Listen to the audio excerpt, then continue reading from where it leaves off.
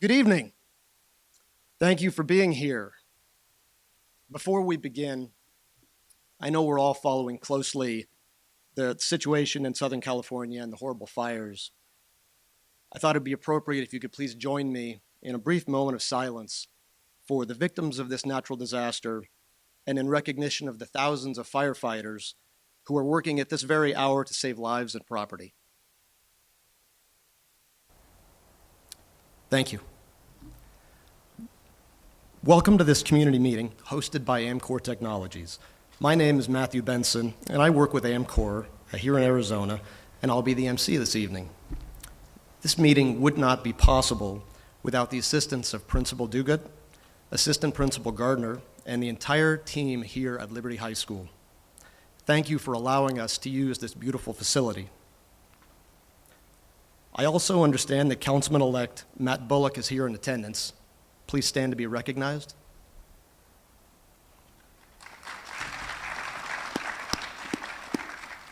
The councilman-elect, of course, represents this area, so we appreciate him being here. Finally, thanks to each of you as local residents for choosing to spend a portion of your evening with us here tonight. Amkor Technology is a U.S. company. It is an Arizona company, headquartered in this state since 2005.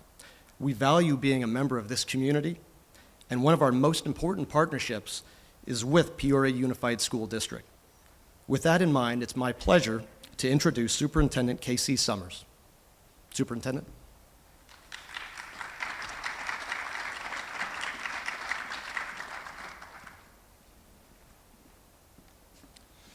Thank you, Matt, and welcome everyone tonight. And as was already shared, on behalf of Mr. Duguid and all of the staff and the students and the wonderful community here at Liberty High School, we welcome you to this special event. And I would be remiss if I didn't just take a quick moment to celebrate all of the amazing accomplishments and all of the ongoing efforts on behalf of this wonderful school. I have 42 schools in Peoria Unified, 35,000 students, about 2,500 plus that attend here at Liberty High School. So I don't get to play favorites very often. However, I will tell you one of my favorite memories already in my tenure. So I just started back in April of last year, April 1st actually, no kidding around. Thought that might get hopefully a little bit of a joke going, but was just a few weeks ago as we not only had one high school, not just two high schools, we actually had three high schools competing in the state championships for football in the state of Arizona. And if you don't keep track of this like I do, I will just tell you, we had one runner-up, Cactus High School, in the 5A division. We had a state champion in the 6A division, that was Centennial High School.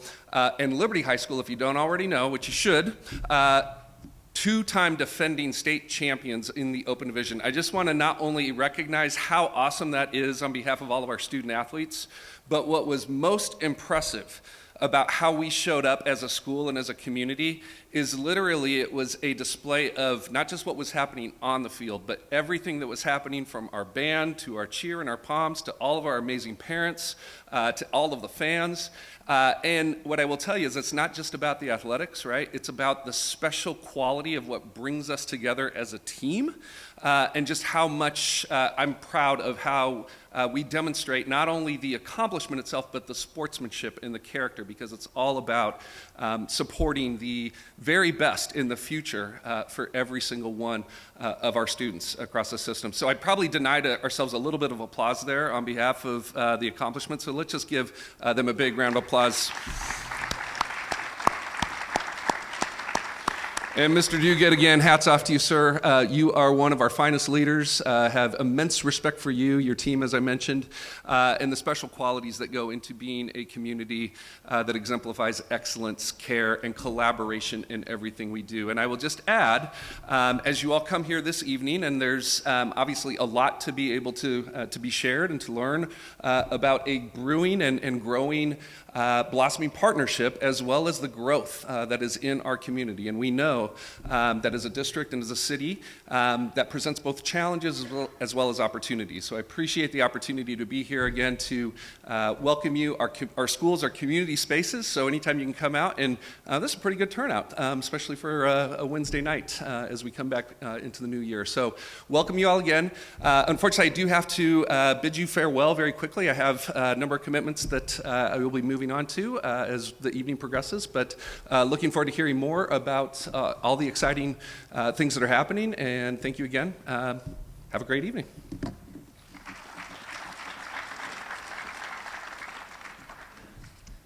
All right, thank you, Superintendent. Go Lions. Appreciate it. Of course, another of our key community partners is the City of Peoria itself. We're grateful that Deputy City Manager Mike Faust could be with us this evening to talk about this important project from the city's perspective. Mike.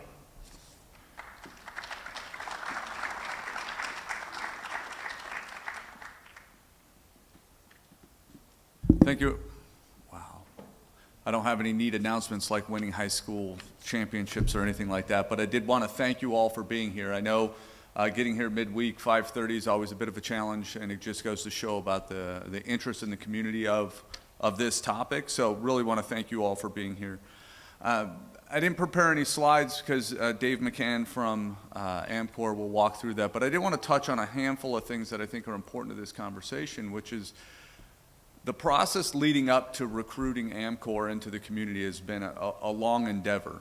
Two parts, the land itself and the opportunity to recruit an employment, really an employment area in the 5 North at Vistancia has been a relationship between the city and the Vistancia development for well over a decade. It has been the desire to put employment in that area. And in full transparency, nobody entered in to that agreement a decade ago thinking it was going to be a semiconductor or microelectronics company, right? The TSMC placement in North Phoenix has really changed the shape of the North Valley, and it will for years to come. And so with that comes unique opportunities. Well, at the same time that TSMC was standing up, and I think Mr. McCann will share some of this, the United States government was starting to recruit companies that built out the ecosystem of the semiconductor life cycle.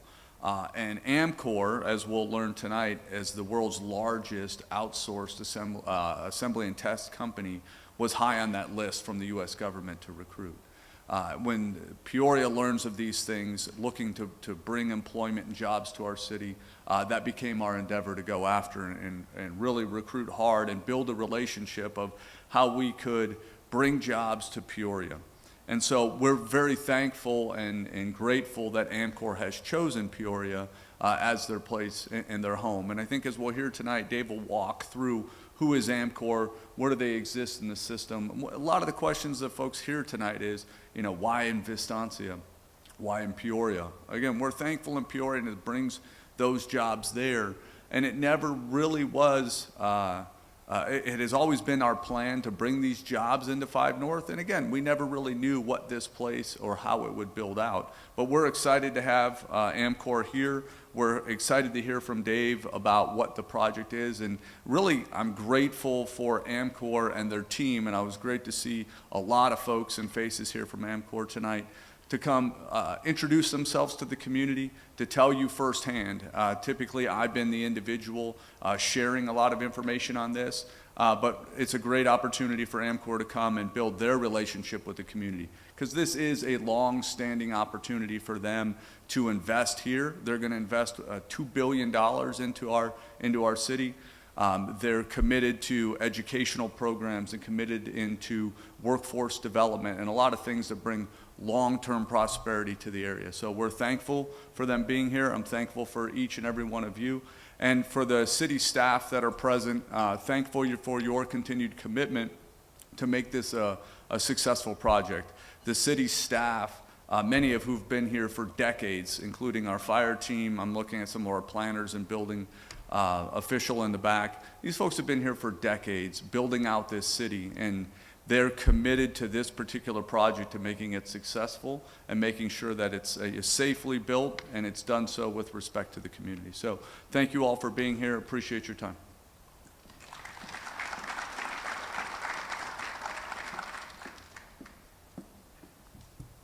Thank you, Mike. Appreciate it.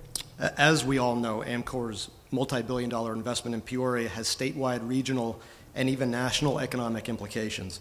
So who better to speak about these impacts than the Arizona Commerce Authority? I'm pleased to announce we have with us this evening Allison Grigg, Senior Vice President of Business Development for the Arizona Commerce Authority. Allison.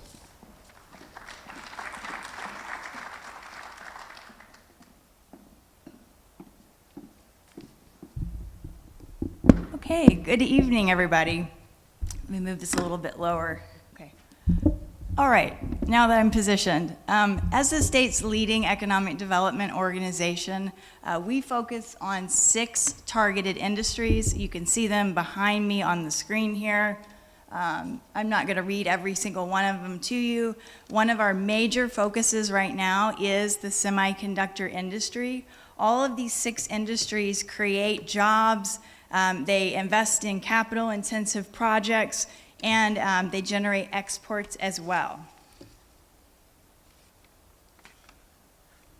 Okay. Many leading manufacturers like Amkor and other global suppliers are choosing to locate in Arizona in Greater Phoenix, so that's good news for everybody.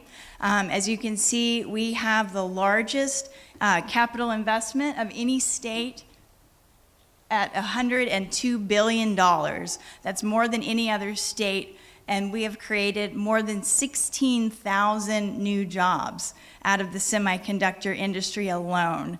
This is 40 new projects, so this is a huge focus for us, for the state, and for the region as well. As you may have also heard, the Department of Commerce and NatCast recently selected Arizona and ASU as one of their 3 flagship testing facilities. That's also a coup for us. That's huge news for Arizona and for the region as well. Okay. As we all know, Amkor is planning one of the largest investments in the advanced packaging industry here in your city. They are going to package and test chips for Apple and TSMC. As we already heard, this represents an investment of more than $2 billion, which is huge for the region, huge for the entire state. It is one of the largest planned investments in U.S. history. And Amkor is really going to serve as the anchor tenant to attract other suppliers and other investment, not necessarily to Peoria, but to Greater Phoenix and to Arizona as a whole. And on behalf of Governor Hobbs and the Arizona Commerce Authority, we strongly support Amkor's presence here in Peoria. Thank you very much.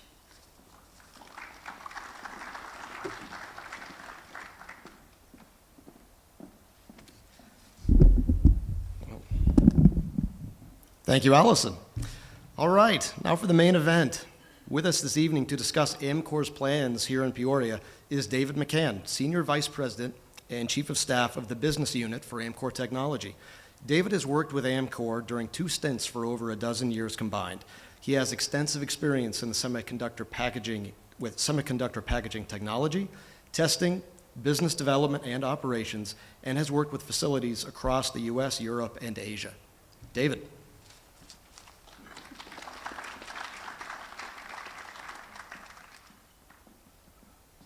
Hey, thanks so much, and I just appreciate your interest and time so much, so thank you for making this time for us this evening. One of the things I want to learn from you guys is what kind of forums work for you. So, you know, we're trying this. Let us know we'll have Q&A at the end. Let us know what works.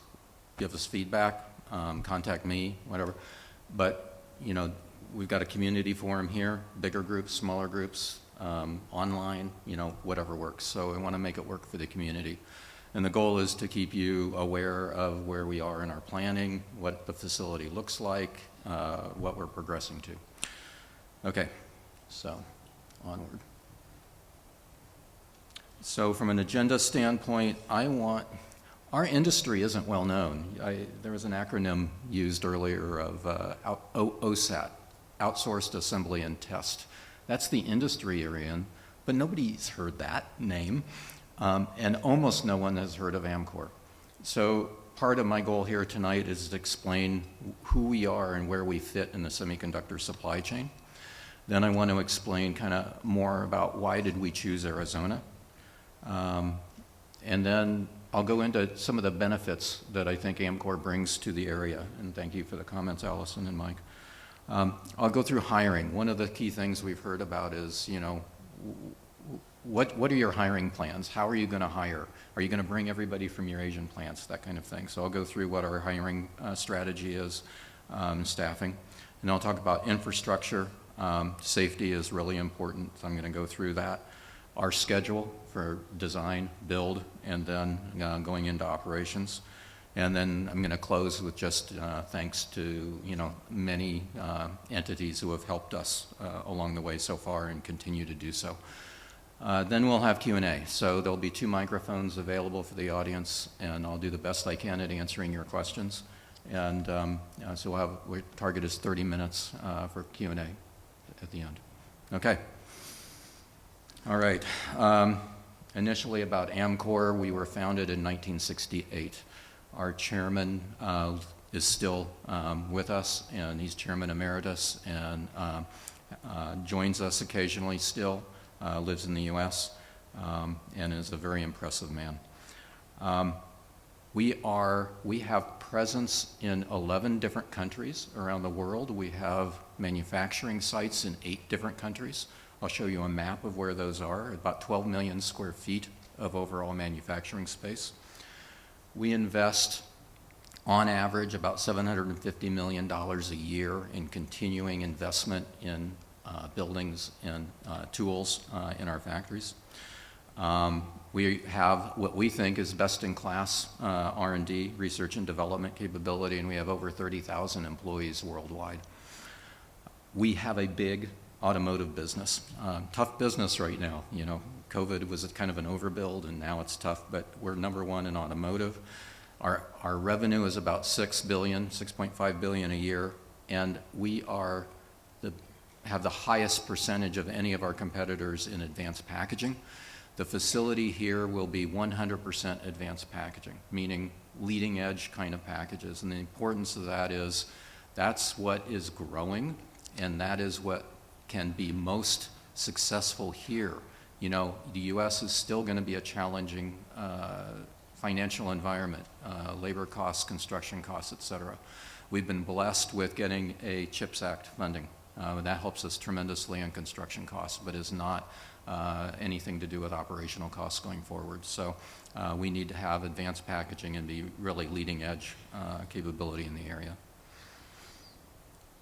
Okay, this is a map of where we are in the world.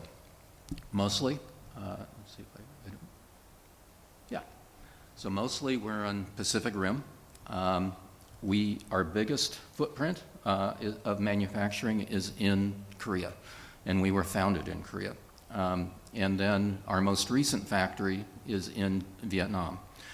The way that we tend to build, our strategy of building a new facility is to put into place, get land, and then build a first building and have space to build additional buildings. Our industry is such that we don't have like a giant growth spurt where we fill a building immediately. So we build a shell, we facilitize it, and we start buying equipment. And we buy equipment until our building is nearly full, and then we start construction on the next building.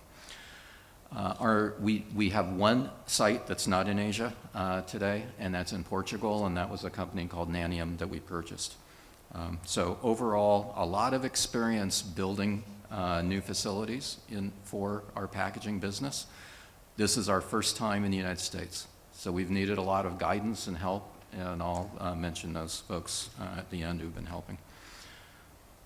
Okay, now so I talked about, some statistics on Amkor, but I think it's helpful to see where do we fit in the supply chain. You hear words of semiconductor, you hear words of packaging, but what does it mean? So in this flow chart that I've tried to make here, our customer is somebody like Apple, and they design a product, and they design chips. integrated circuits. And then that takes usually about 1 to 2 years to go through the design process for a new product and new chips. They need to engage with somebody for wafer fabrication, and more that's TSMC. So TSMC located up the road here, very good partner with Amkor. On one of those wafers, I brought some things.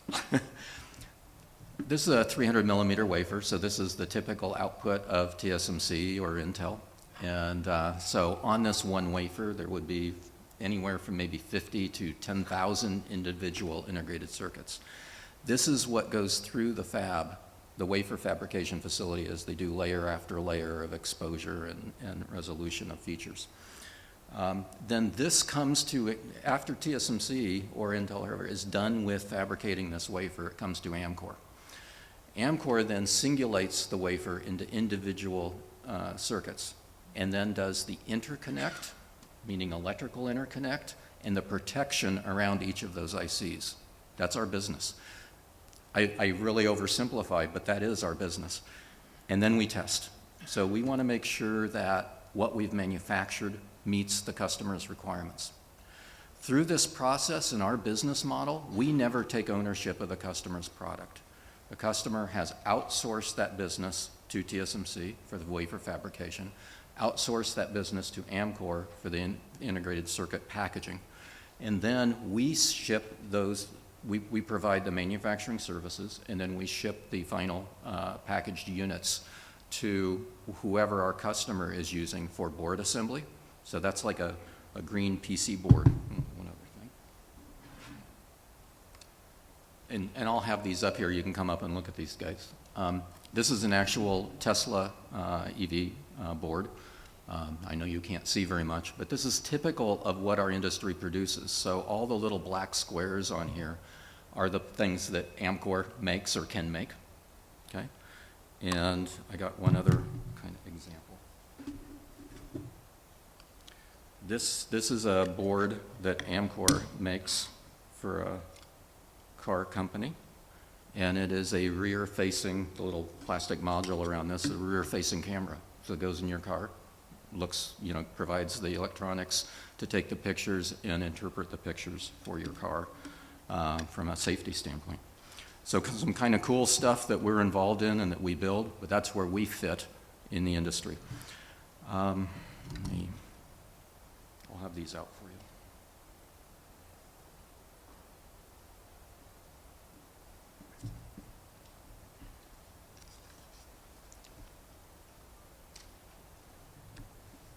Okay. Next is, question is, why did we choose to build our factory in Arizona, and specifically in Peoria and in Vistancia? As Mike mentioned, the U.S. government recruited us. And I think we kind of all understand the risk the U.S. faces with not having a semiconductor supply chain, and a lot of geopolitical tensions today. So we were a logical choice for our business segment, what I showed you on the previous slide.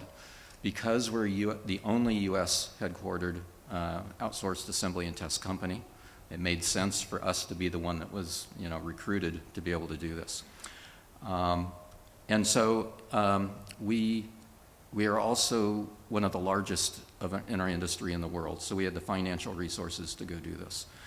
We looked at a lot of different states, and we looked at a lot of different locations. We looked at what we call greenfield, meaning build a new building, or brownfield, meaning go buy a building and refurbish it over into our applications. And it made the most sense to choose this location. Number one is, our headquarters is here in Tempe, right down 30 miles away. Number two, we're down the road from TSMC. These two things made Arizona the best choice if we could make this work.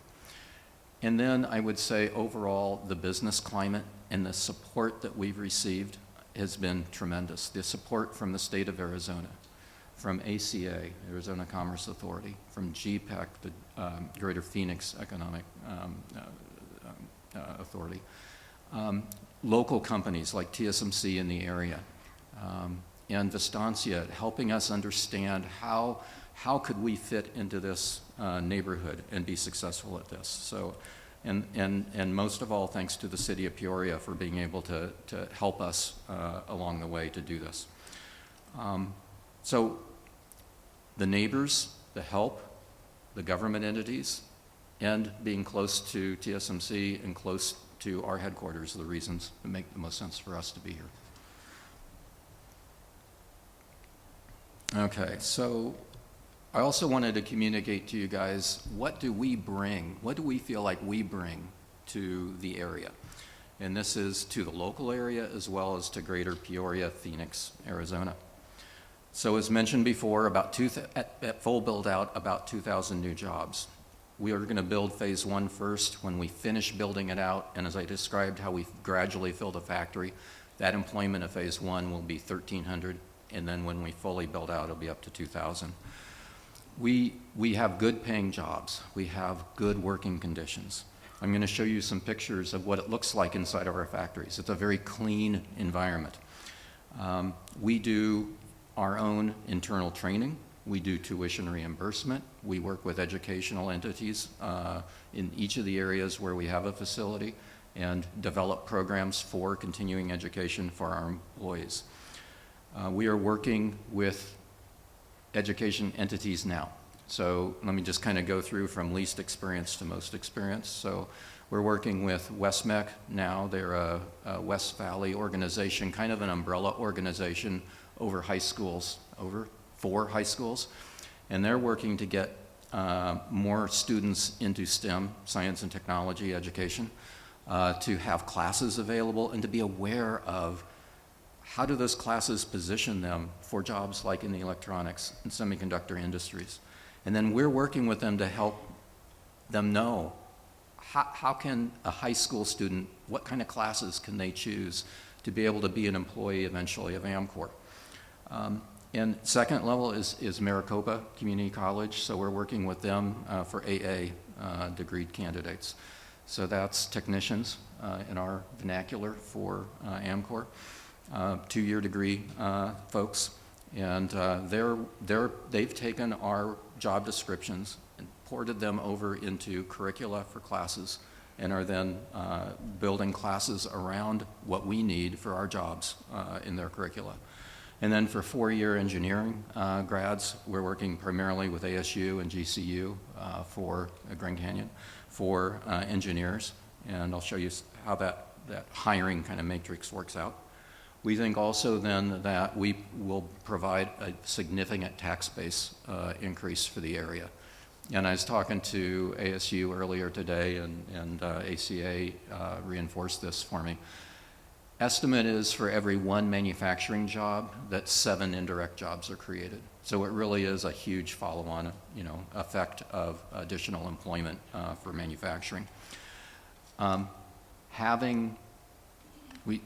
facility will be a 24/7 facility, meaning 24 hours a day, 7 days a week operations. So our employees will be using the area for their needs, and that will help attract restaurants and gathering places and other stuff that I think add to the community. And then we'll need to have local childcare. We don't know how we're going to exactly do this yet. There's a childcare facility going in just south of our facility, but we need 24/7. So we've got some grants from the U.S. government, and we're going to be working with those local childcare companies to try to understand how can we provide childcare for our employees and construction workers 24/7. This is a representation of what the building will look like. I want to note we're still working with Vistancia on the actual final appearance. They've been really diligent at making sure we are doing the best at fitting into the Vistancia requirements for fitting into the community, and we're not there yet. We're trying to make sure that we meet all of Vistancia requirements. We have 55 acres of land. As I mentioned, we'll be building this phase 1 first over here. This picture is looking north. So looking northward and then So the building on the west side is what we'll build first, and then phase 2 we'll build next. We don't know when we'll build phase 2, based on that description I said of gradually filling up our factory. Totally depends on customer demand. But, we are planning internally something like 2030 for the second building construction. I talked about this will be an advanced packaging facility, which for us means packages for AI or artificial intelligence applications, for HPC or high-performance computing, think of data centers packages, and also for mobile phones. So think Apple and Qualcomm and those customers. So that's going to be our primary business, and then we hope to add in automotive later. One of the advantages of being here from a business standpoint is fast cycle time to our customers. So our customers care about how much money do they have to have invested in their inventory overall. So if they can fabricate at TSMC and send the parts down the road for packaging and test at Amkor, that's a win, for them. So they're not sending overseas, they're not spending a lot of time going between facilities, so big advantage.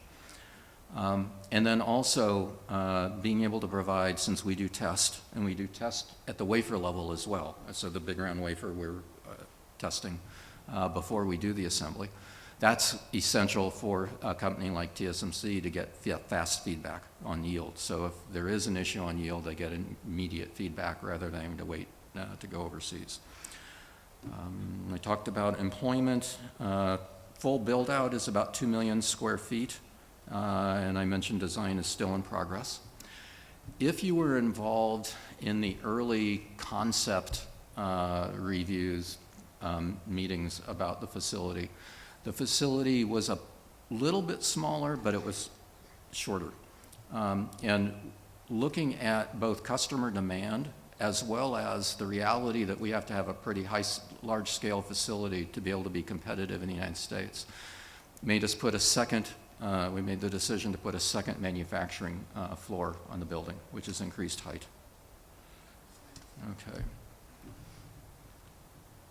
Okay, so some maps. The map on the left-hand side just shows where we are in Peoria compared to the red dashed line shows where our headquarters is in Tempe. And then TSMC is about there. And then the picture in the middle is a map of the Vistancia 5 North development. We are these two plots, D15 and D16. Down here is Vistancia Boulevard. Up here is Lone Mountain. Here's the power lines we'll be tapping for power. And over here is Loop 303. So that's the location. And then the picture on the right is just a small blow-up of what the plot map looks like. And so you can see the two manufacturing facilities, phase 1 and phase 2. We've got parking facility on the north and on the west, and those will be covered with solar panels. And then on the south side is what we would call our infrastructure facilities. So incoming water treatment, outgoing wastewater treatment, nitrogen separation, et cetera. And those will be shielded behind the buildings. Okay. Trying to think about what matters to the community, and I think traffic is a big one. So we have hired traffic consultants. Those consultants work with Peoria's traffic consultants. This is much more complex than I ever knew.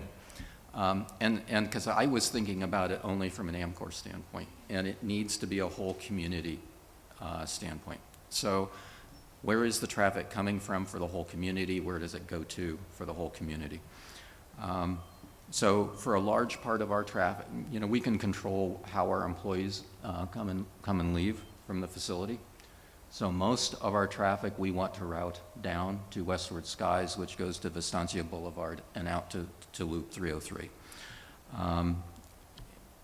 We also thought it would be helpful to understand kind of like comparisons of what does our traffic load look like to the rest of the Vistancia 5 North area. So here we are at full build-out of the two facilities, total flow per day, about 41, 48 number of trips per day. That's employees plus visitors, et cetera. We have a fairly high peak, so about 2,000 people per hour in PM. Compared to the school, we mentioned earlier, there's a charter school going in just to the southwest of Amkor, and that school is going to have a little higher total traffic flow and a little higher total peak flow, but in the AM, but still, about the same. Then the shopping center in D11 and D12, which is to the north, but still in Vistancia, has a much higher total traffic flow, but a lower peak flow. So it's helpful to kind of see these numbers. And then our traffic consultants are guiding Peoria, Vistancia, and us of what are the solutions that we need to make sure we have in place for width of roads, traffic circles, traffic lights, et cetera. So I think we've got a good collaborative team working this and making sure we come up with solutions that work for the community. So I mentioned I'd talk a little bit more about hiring. Our business, we hire about 30% of our employees are engineers, so the 4-year degree, ASU, GCU kind of graduates. We like to hire a wide variety of engineering graduates, a lot of different experience. We firmly believe that the best decisions are made when you have people of diverse education, diverse background, et cetera. So that's key for us. And then second biggest group is technicians. Those were the 2-year graduates like Maricopa Community College, associate's degree, and those are technicians. So test technicians, process technicians, maintenance technicians. And then about 25% of our hiring will be operators. So that's high school grad folks with high school diplomas. And then that leaves a balance of about 20% of the total hiring, and those are the people who make the business run. So think of quality assurance or procurement or planning or supply chain management, et cetera. So that's a percentage-wise of how we break down.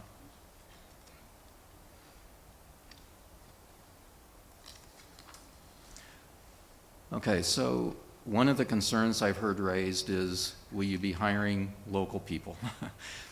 So I described our partners of who we want to enable and empower to help us get students graduated with the basic skills we need to hire. That doesn't address experience. And so we'll be bringing, we estimate 140 trainers from around the world to our Peoria site and have them live here for a year, maybe up to 2 years, and do the training of the folks we hire. And then those folks, the 140, will go back home to their home countries. But we're trying to correct a big gap in the United States. Gray hair. When I started my career, we had these skill sets in the US. We don't anymore. So we've got to build that back. And companies like Amkor, TSMC are trying to do that with educating and with training and bringing trainers here from overseas. We will also, the first hires we do here will be very proactive before we need them. And we will send the first groups to our factories in the rest of the world for training. So they'll live in our factories and our sites around the world for 1 to 2 years, get trained, then come back and be part of that training team. Okay, so that's our strategy. We really appreciate all the collaboration of the entities that I mentioned at helping us put the education into place so that we can hire. I'm not so concerned with engineering hiring. I think there's a lot of grads coming out of ASU, and I think the work that we've done there is really good.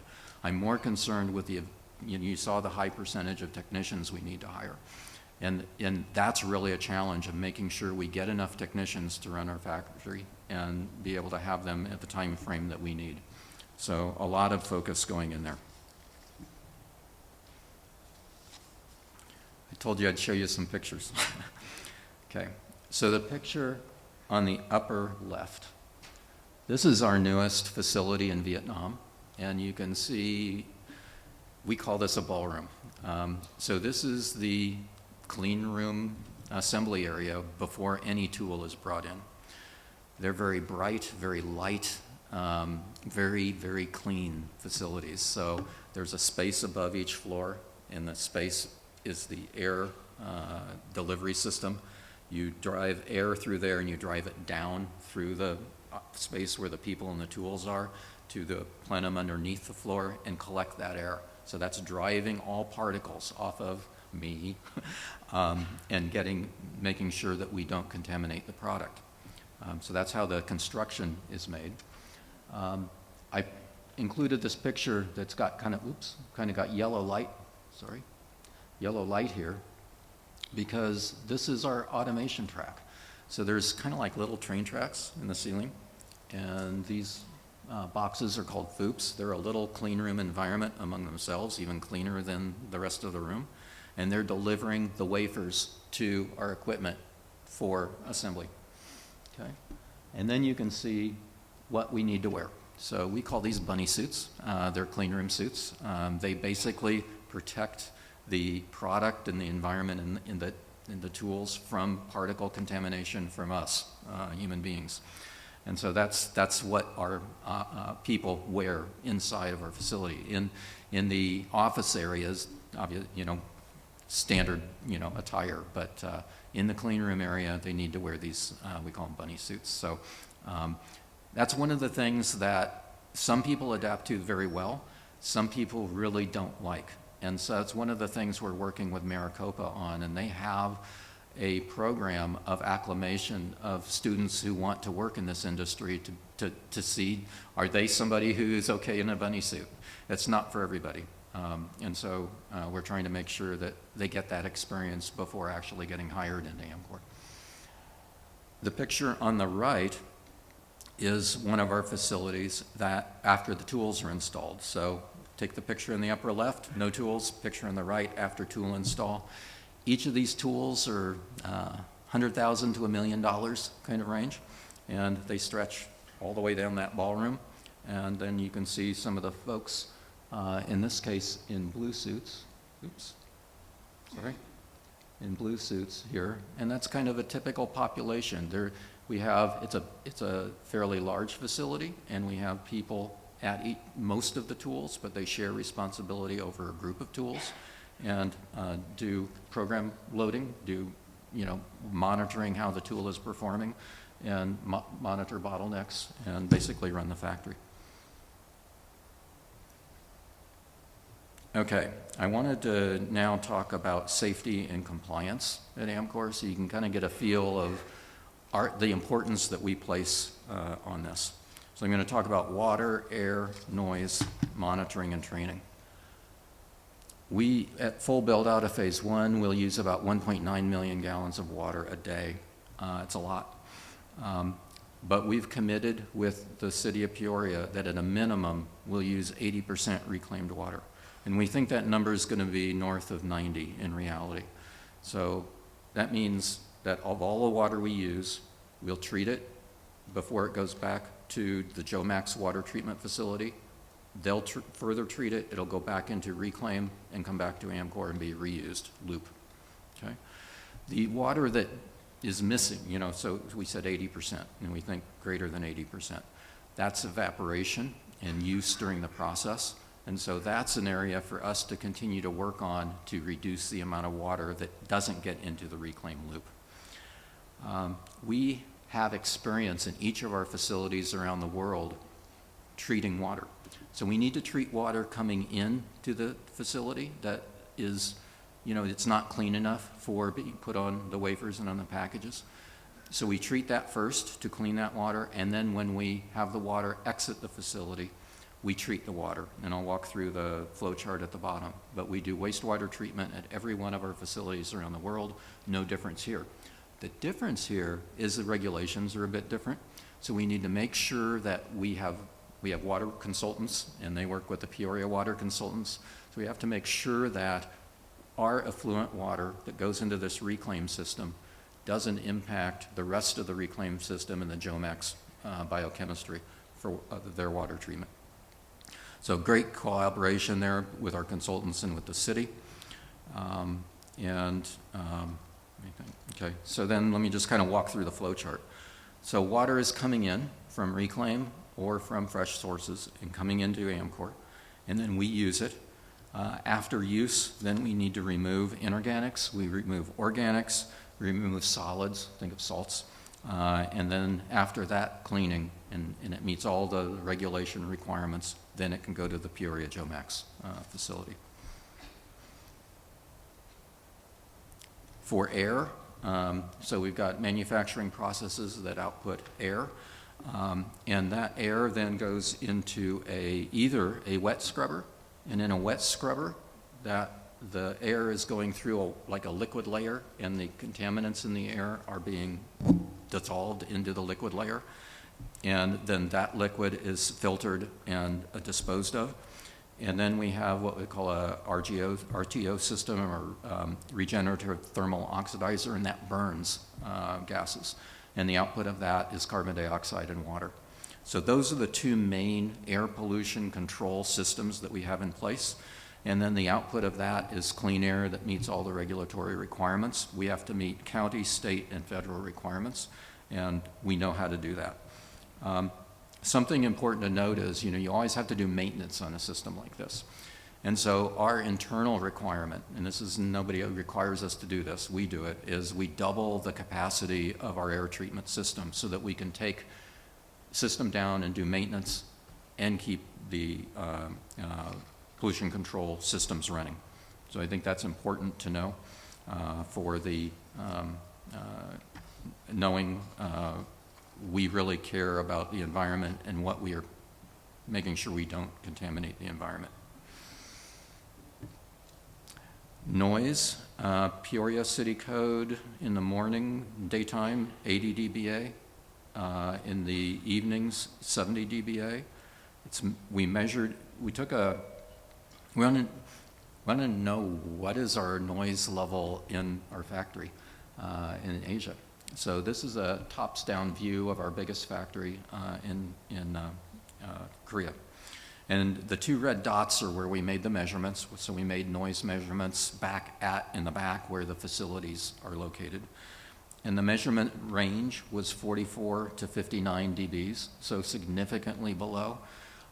I will be honest, I didn't really know what that equated to, so I Googled that. And the range of 50 dB measurement is equivalent to a quiet conversation or a quiet neighborhood.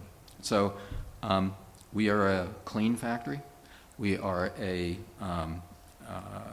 low noise facility, and I think that hopefully that makes us a good neighbor in the overall Vistancia development.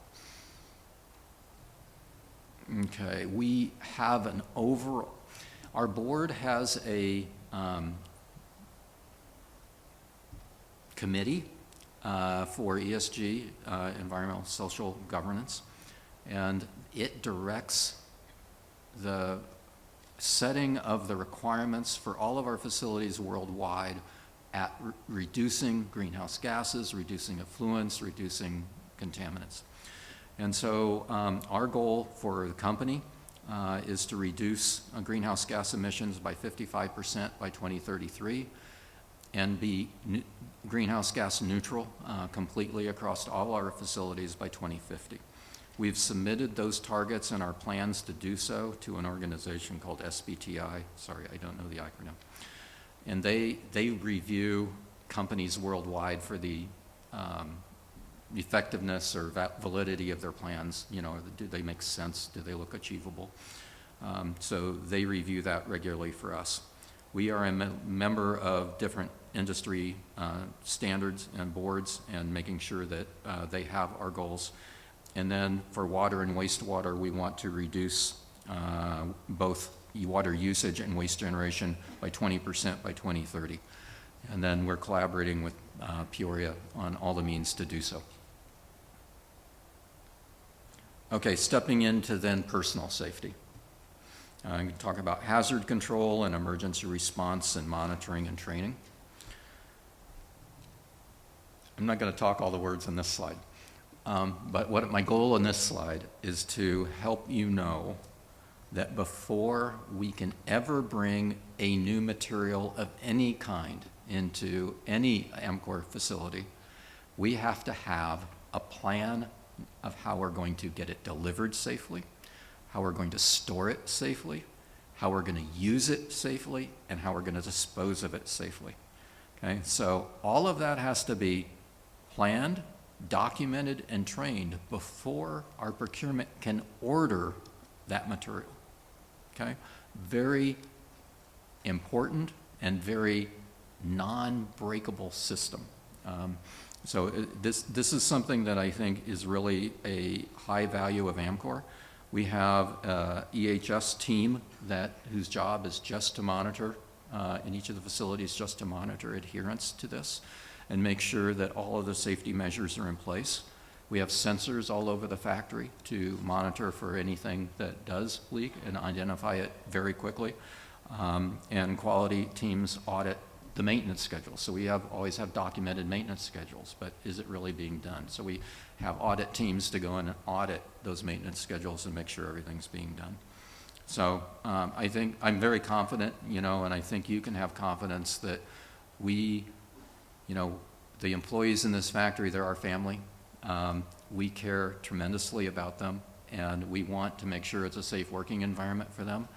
And then greater, we want to make sure we're a safe facility for the environment that we're in and our neighbors.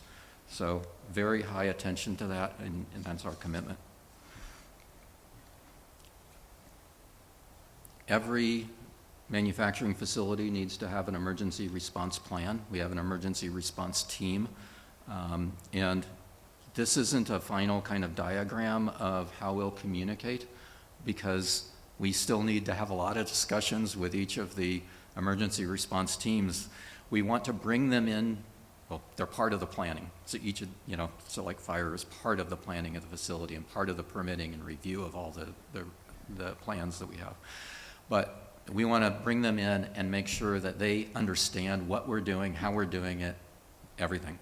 And so, we've mapped what we do in Asia in terms of different entities that we need to coordinate emergency response with.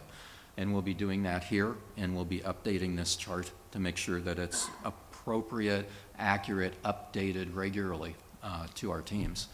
We train our employees on emergency response annually, and we read, and when they're new employees. So everybody receives this training, and then, as I mentioned, there's a team to actually administrate the system. Okay, schedule, very high level, but we are in design. We are still discovering in terms of what are all the requirements we need to meet and making sure our design meets all those requirements. One example I mentioned earlier was with respect to the building facade and the landscaping, making sure it meets the Vistancia requirements. So that's part of this design phase, and we hope to be done by March. And then we'll enter into the bids and permitting stage. So this is getting permits first for ground preparation and foundation and piping in the ground, and then permitting for approval to begin construction. We think construction will take 2 years. Biggest question we have, right now, the whole project. We don't know really in the United States how long it's going to take to do the construction. We do know, like if we were doing it in Asia, it would be shorter, but we've planned in 2 years to make sure that we are committing appropriately to our customers. After construction means the shell, but it also means all the facilities internally, like HVAC and things, water, et cetera.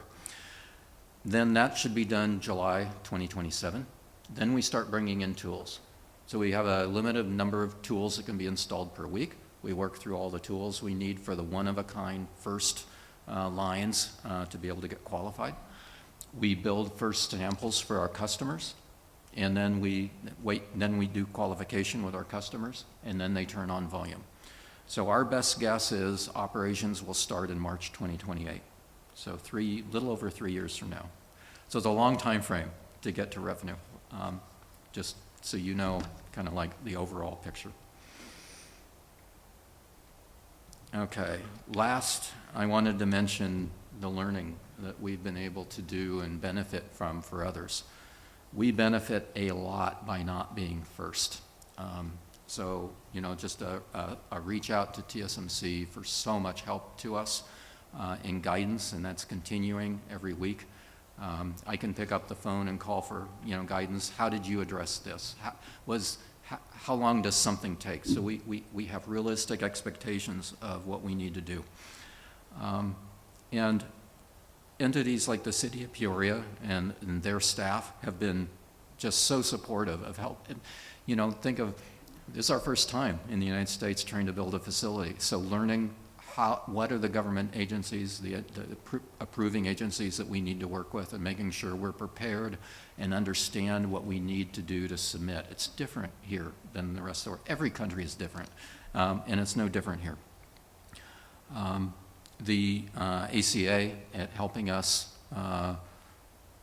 we're working with ACA on attracting suppliers. So we give ACA a list of our suppliers, and they're going around the world to try to help attract those suppliers to Arizona.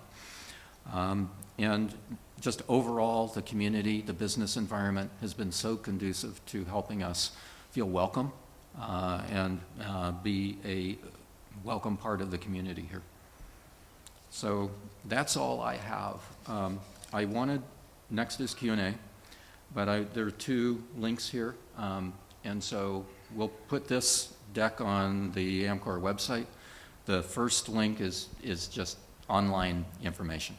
So, but you can go there. And then the second link is a questions and inquiries link.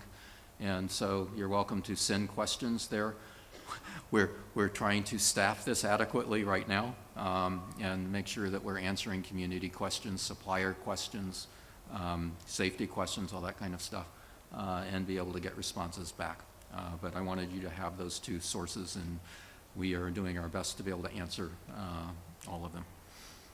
Okay, so I'll leave that up there so you can copy it down if you want. And okay, so now I'm done. Q&A.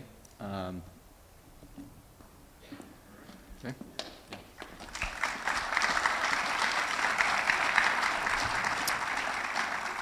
Okay, as David said, we're going to, again, we hope these presentations have been informative and helpful, but we also want to give you an opportunity to ask the questions that you may have. So, reiterating, there is the opportunity to email that address in the event that your question doesn't get answered or asked tonight. But David is here, and we have other folks as well. So we have a couple microphones that are going to be wandering the room. So please go ahead and raise your hands if you have things you'd like to ask, and we'll do our best to answer.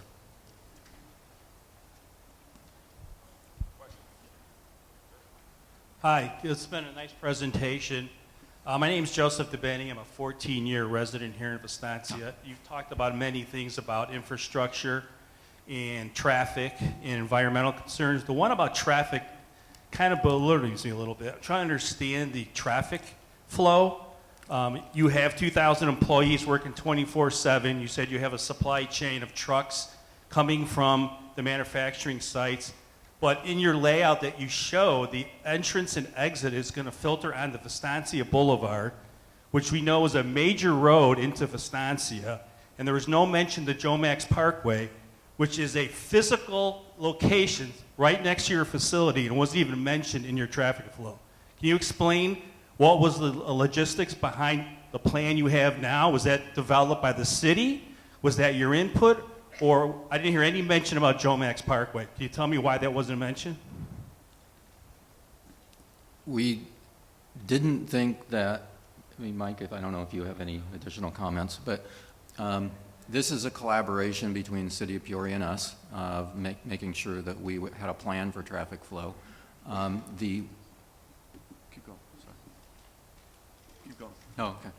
The extension of Westward Skies and the agreement with the state to donate the land to be able to extend Westward Skies down to Vistancia Boulevard was, we thought, the best way to get the most traffic out.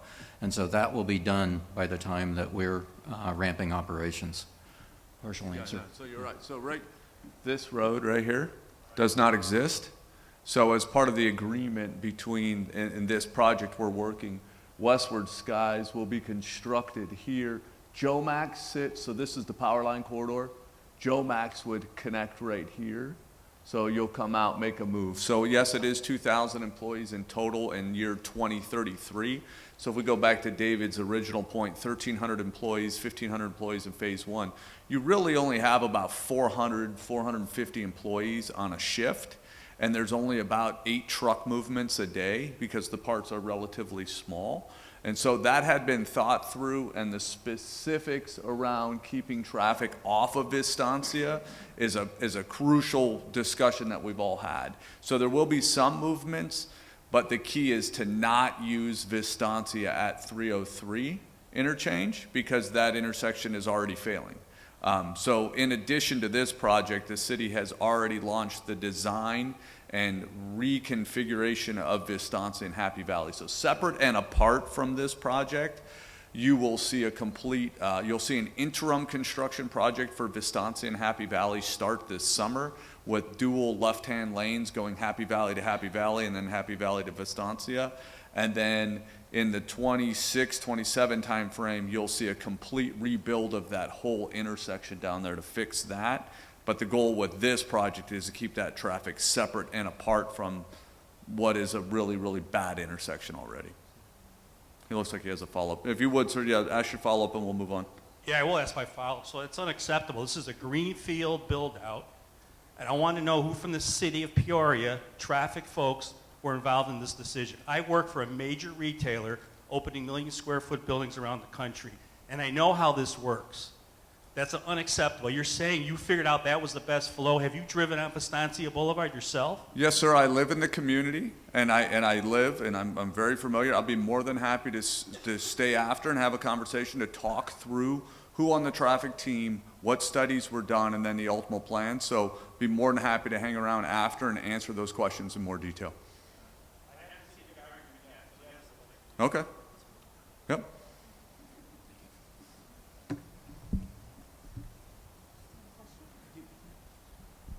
Can you hear me okay? Yeah, I have a question regarding the size of the buildings. I see right there 1.3 million square feet, 2 stories, so half of that on the bottom, half on the top. Can you contrast the size of that building or both buildings together with what we can see at TSMC? You know, that fab, that building is, are you talking about something that tall that you're building or similar to that size, or is it half that size? I think we'll be pretty close to the TSMC height, and we're about 1/3 of the TSMC area. So it would be okay, so the same height. So your cranes are Pretty going to be close. as big as their cranes when you do the when you do the building. It'll be fairly high, yes. I think that the total height at the peak point is 118 feet, and those are the elevator facilities, and then the rest of the building is So around similar 100. height building, but maybe not quite as big as square foot length and width, is what you're saying. Correct. Okay. And then lastly, on your water usage, why is it you don't just have a closed loop system? Why do you have to return the water to Peoria? Couldn't you just? We want to get to, our objective would be a closed loop system. We don't feel like we have the technology yet to be able to do so. So we call it a zero liquid discharge system. We're scared of implementing something that isn't in the industry and well established yet. So So we're working with companies who do zero liquid discharge and trying to understand how do they do that, and that's our goal that we get to eventually. Yes. Thank you.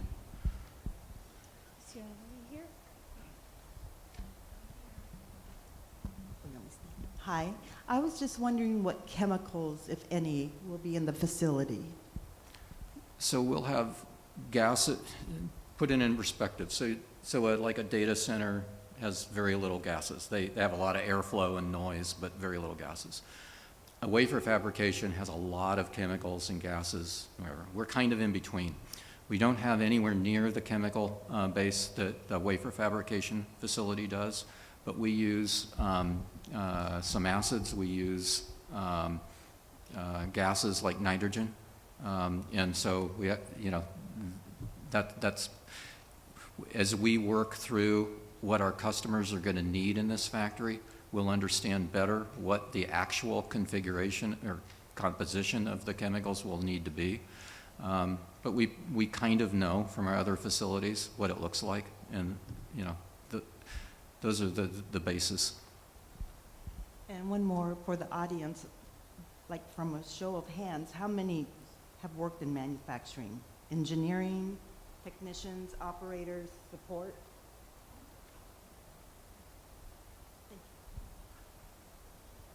Good question. Thank you. Yes, good evening. I have a question. Yes. Can you tell me, you gave a estimated water demand per day? I forget, something about 1 million gallons. Can you refresh our memory on that? 1.9 million gallons a day at full build-out. Okay. Is that coming from the existing Vistancia water supply? That's a great question. So when the city plans out its overall water demand, we actually have water projections out to 2053 of what we think the full build out of the city is. And so as the water resources team designed, it's essentially the water portfolio, which looks at groundwater supply, looks at CAP, actually looks at a reduced CAP flow, it looks at SRP. They had already planned 3 million gallons a day of water use for these types of applications in 5 North. So that was built into the portfolio. So when we look in and say, hey, we're a 100-year designated assured water supply, all of these figures that Dave had mentioned are already contemplated and built in and approved, or in essence, confirmed by the Arizona Department of Water Resources as part of that 100-year designation.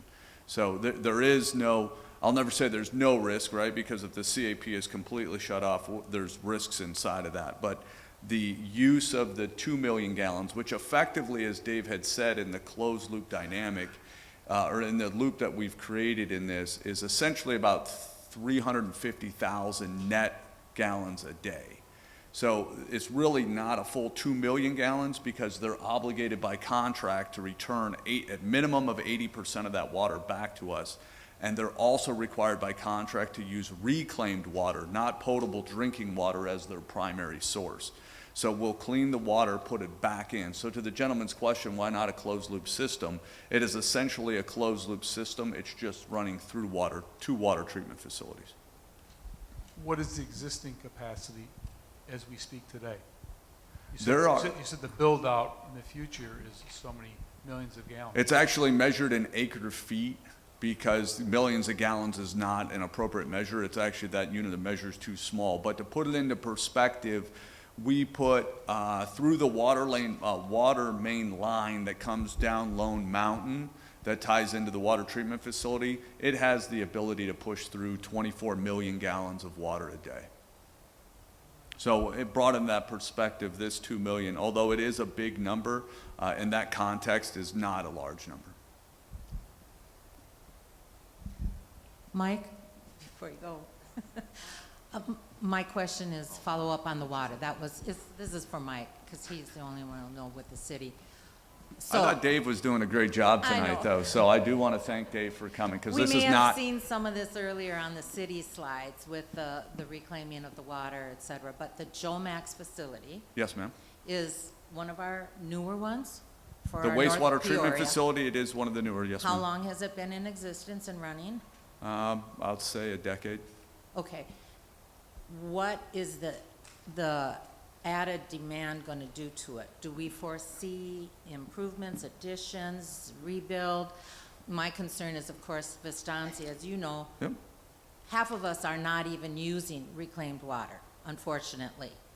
Part of Vistancia was built with all potable water, which is a shame. Including and I'd your like golf to courses, see yeah.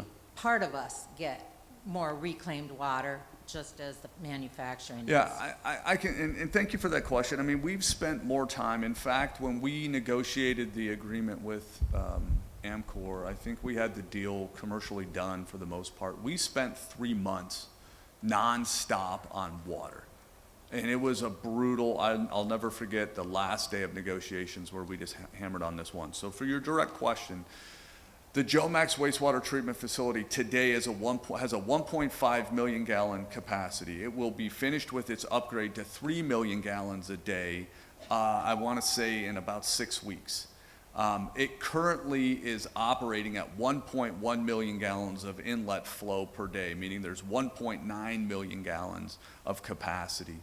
Our concern is not in being able to support the demand for Amkor. It's really the undulations in the demand through the day, because it's not like they're going to give us a fixed rate of 200,000 gallons every hour on the hour. It's going to move up and down. So we do foresee some facilitization required to deal with those peak flows through equalization tanks on the front side of the process. And sorry for that technical response, but we do expect some. But again, planning wastewater treatment plants is a very critical thing that we do, and we already have the design for an expansion from 3 million to 4.5 million gallons a day done. And that's already on the books because of the growth of Lake Pleasant Heights. So if you live in Mystic, Lake Pleasant Heights, that area is growing. Saddleback is starting to break ground on what they're doing out there, and houses will start coming out of the ground in the next 24 months. So those plannings are already in place. But again, as we'd said, the water resources calculations already contemplated a high demand user in the area. The wastewater treatment facility contemplated a high demand user. And I'm really thankful for the negotiations we did around. They have to use reclaimed water as the primary source rather than potable drinking water. That's a wise use of our water resources. And then in addition to that, making sure that they give us 80+% back means the net usage is really only in the several 100,000 gallons per day. My understanding, TSMC is not on this water. No, ma'am. TSMC is on Phoenix Water. And their demand is about 7.7 million gallons of water a day. So it's a completely different dynamic. How you doing? Fine. Yeah. So my name is Joe Perez. I'm a new resident in North Point, Vistancia. I moved into the community 3 years ago, but I have 25 years commissioning, clean room design experience down south. Take a hint, right? Got your so point. I got plenty of experience around this stuff. So one of the things that we did on the project down south, in order to help with traffic congestion, right? This goes back to some of the concerns with traffic, right? We know that TSMC is going to be ramping up on phase 2. We're going to have tons of construction there. You also mentioned Saddleback, and then now we have this project, right, that will eventually come to fruition.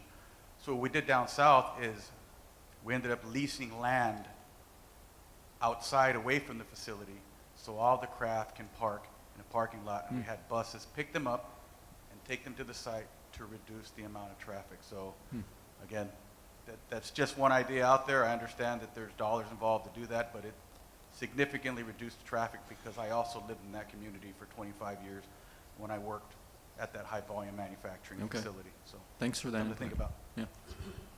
Appreciate it. Hi, Dave. Over here at the Yeah, south. thank you. Sean Hutchinson. I'm a almost 30-year resident in Peoria. Really Hi. appreciate your project coming here, seeing this kind of employment coming to our community. It's game-changing. My question is really on the construction side of things. I'm hoping to hear from you about some details about locally hiring construction workers in addition to all of the other permanent workers that will be coming to the plant. Thank you. We're actually beginning the interviews of general contractors next week. So no one's chosen yet. We want that general contractor to have local experience. And I think that's really important, Arizona and local experience in terms of hiring of subcontractors and being able to have confidence that they understand how to recruit over a construction workforce. That's as far as I have any information. You know, it'll depend on the general contractor we select, but it's probably the number one requirement we have of them. I'm not sure if that answered your question or not. Okay, for now. Okay, thank you. Hi, my name's Jeff Kopp. I live in Trilogy. Hi, Jeff. Very informative presentation. Thank you. Thank you. And thank you to Mike. This is sort of a quick question, maybe a little generic, but hearing the conversation about the height of these buildings, in general, to get the square footage that you guys need, you either go up or you go horizontally, right? Right. What's the cheaper way to go? If there was more land, could you do it horizontally? Would it be cheaper? Because just hearing this and reacting to this feels like it's going to be this looming, brightly lit thing over the rest of our lives here. That's the question that just popped into my head. I'm sure there's a million pros and cons against it, but curious to know the Sure. thought behind that. Thanks. So it depends on the cost of the land and the cost of construction, but basically, we looked at bigger size originally and decided that for the United States and the scope of the market, this size was about right. We decided fairly late to increase, to do an extra manufacturing floor based on financials on the site. But that it's an evolution of how do we make this a viable business. You mentioned about light. We are very conscious, and Vistancia spent a lot of time with us at making sure that the lighting on the building is always focused down, that it's a night sky kind of location, and that we don't have a lot of light. We need to make sure it's a safe environment, so there's enough lighting for the employees, but following the Vistancia requirements. Mm-hmm.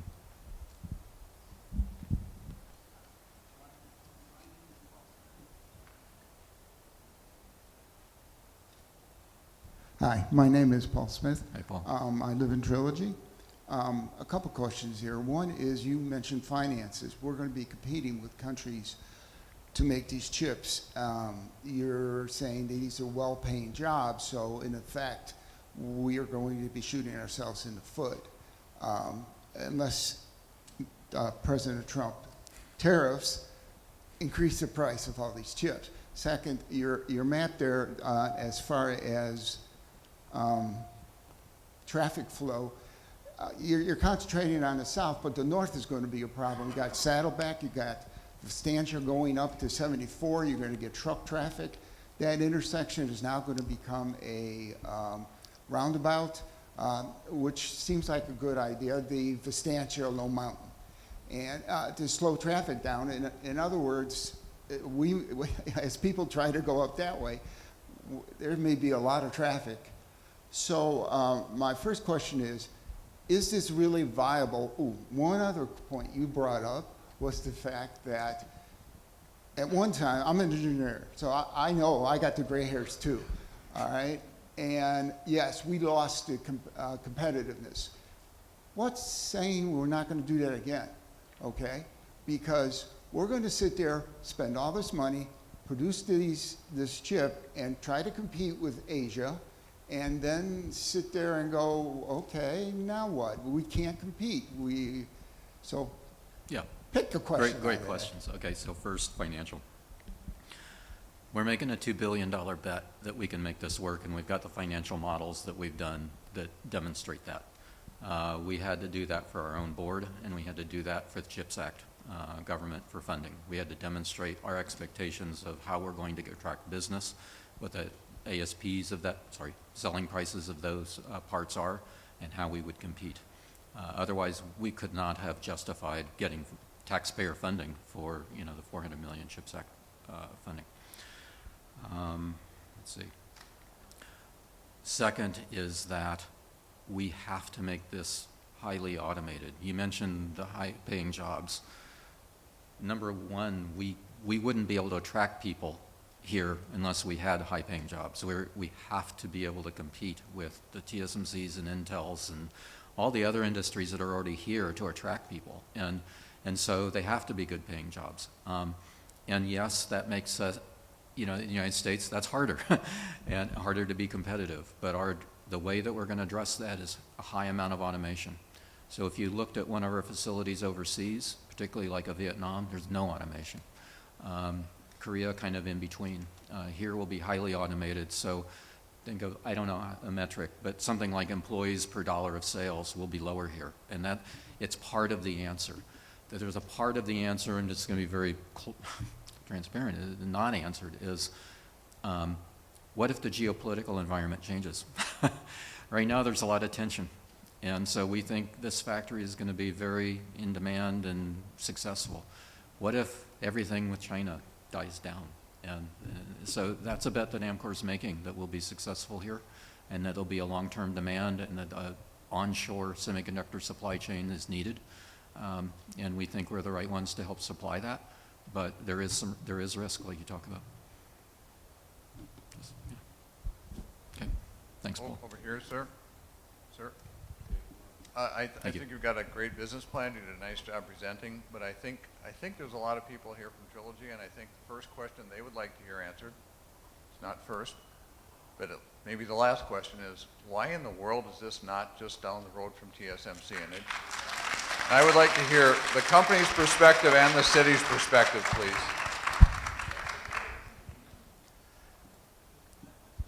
Yeah, so when we were site selecting, we needed a site that had power and water available in the time frame that we needed to build this building. And the zoning for the location, light industrial, fit our needs. So this was a good solution for us, and we felt like a good solution for the community. If we were doing it later, there would be opportunities for other locations, but they weren't available when we were looking.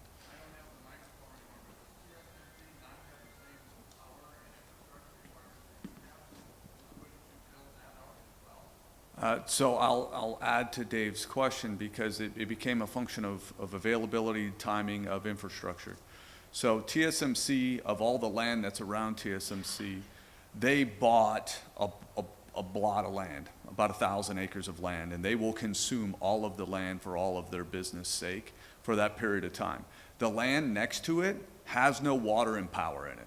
In fact, the people who bought that land bought it for 50 cents a square foot, knowing they had to put $12 a square foot into it, and it's going to, so to do the big math, they're going to have to put roughly $1.5 billion into it and a 5-year timeline in order to be able to bring the rest of that land into the market. So part of that was just really timing and the challenges. So when Amkor comes out and they're looking to do a deal and get into a community, they had to look for the timeline, because essentially that land that surrounds TSMC, they would have been in the 2028 to 2030 before they could even really get going on that project.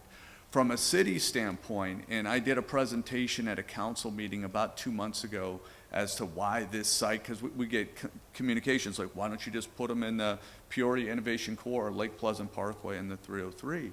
And the answer is, we want to. But that's, again, a timing issue, because that land is owned by the state trust land. When we looked at creating jobs in the city, there was really only one location in the city when these recruitment efforts started several years ago that had the proper zoning and a land mass of around 50 acres, and it was the commercial core, 5 North at Vistancia. So that's where that recruitment effort became, because when you look around at a lot of those lands that are out there, that's all state trust land right now. It is not deeded, it's not owned by anyone outside of the trust. The city's been working hard to bring that land to market, so that way other opportunities in the supply chain land themselves out into that LPP, Lake Pleasant Parkway 303 area, but you're still several years away. So it became, yes, there's land, but the infrastructure's not there. The timing at which it comes to market, it did not meet the timelines. This land was available, met the infrastructure demands, and ultimately the project landed here as a result. What about the land on Northern Avenue.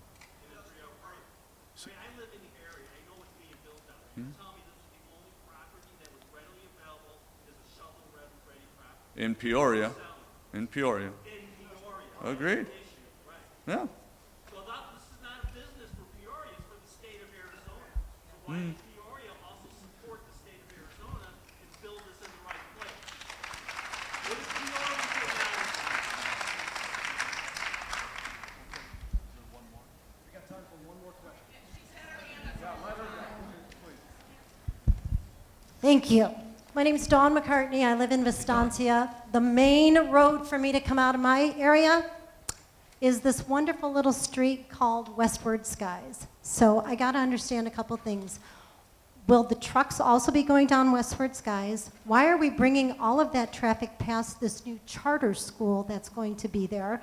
That just doesn't seem to make sense to me. And then my last question is, who the heck approves, last minute, we've decided to double the height of the building, and hey, that's okay? I don't understand how this works. We thought that the Vista Winds was an eyesore with how tall it was. What the heck is this gonna do? We moved there for a residential. We have a school right there. I don't understand what you're thinking when you're going and giving this okay. Don't get me wrong, I'm in HR. I love the idea of a workforce.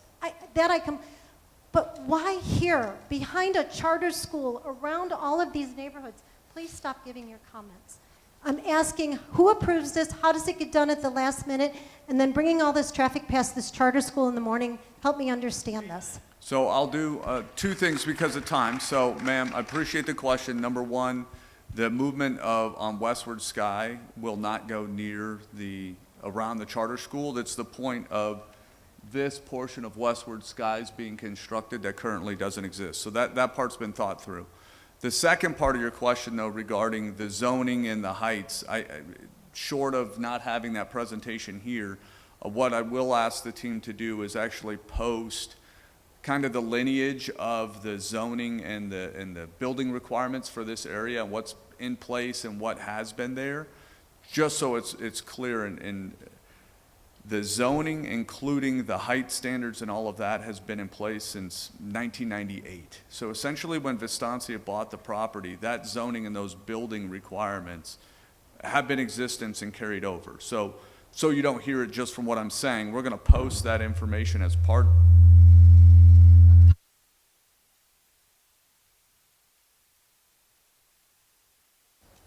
So to that point, so you can see that lineage of how it got there.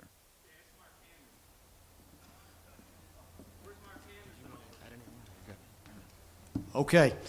Well, again, we appreciate everybody for being here tonight. Thank you to each of our speakers, Superintendent Summers, Mr. Faust with the City of Peoria, Ms. Grigg with Arizona Commerce Authority, and of course, Mr. McCann with Amkor. Thank you to all of you for being here. We want this to be an ongoing dialogue, and so we will be in touch. Thank you and have a good evening.